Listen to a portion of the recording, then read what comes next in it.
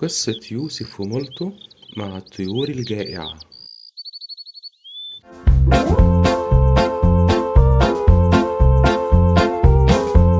كان يا مكان يا سادة يا كرام، في يوم من الأيام كان فيه 2 إخوات زي القمر، اسمهم يوسف ومولتو. وكانوا بيحبوا يروحوا الجنينة اللي جنب بيتهم كل يوم بعد المدرسة. الجنينة دي كانت مليانة أشجار وزهور وطيور بألوان كتيرة وجميلة قوي. في يوم يوسف ومولتو قرروا إنهم ياخدوا معاهم كيس صغير مليان فتات من الخبز علشان يأكلوا الطيور اللي هناك. لما وصلوا للجنينة، يوسف ومولتو قعدوا تحت شجرة كبيرة وبدأوا يرموا فتات الخبز حواليهم.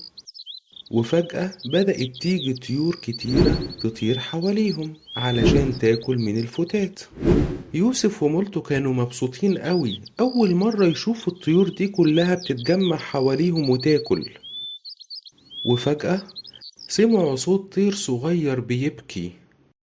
يوسف ومولتو قعدوا يبصوا حواليهم لحد ما شافوا طير صغير واقع على الأرض ومش قادر يطير. فقرروا إنهم يساعدوا الطير ده. أخدوه بلطف بين إيديهم ورجعوا للبيت علشان يتعالج، ومامتهم ساعدتهم في علاج جناح الطير ده. وبعد كده يوسف ومولتو حطوا الطير في صندوق وفيه قطن علشان يرتاح. وكل يوم كان يوسف ومولتو بياخدوا بالهم من الطير ده ويدوله أكل ومية والدواء بتاعه. وبعد كده العصفور ده بدأ يتحسن وبقى قادر يحرك جناحه شوية شوية. وفي يوم من الأيام يوسف ومولتو قرروا إنهم يرجعوا العصفور ده للجنينة. أخدوا العصفور في الصندوق بتاعه لحد الجنينة، ولما وصلوا فتحوا الصندوق والعصفور بدأ يطير عالي في السماء.